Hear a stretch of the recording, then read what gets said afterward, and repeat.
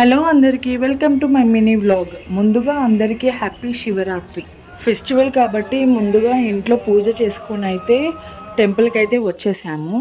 టెంపుల్కి వెళ్ళిన టైం వచ్చేసి 12 అవుతుందన్నమాట ఆఫ్టర్నూన్. అందుకే జనాలు ఎక్కువగా లేరు. ఈ టెంపుల్ వచ్చేసి లోవర్ ట్యాంక్ బండ్లో ఉందన్నమాట. ఎంతమందికి తెలుసు ఈ టెంపుల్ అనేది కామెంట్ సెక్షన్లో కామెంట్ చేయండి. మీలో ఎంతమంది ఫాస్టింగ్ ఉన్నారో కామెంట్ సెక్షన్లో కామెంట్ చేయండి.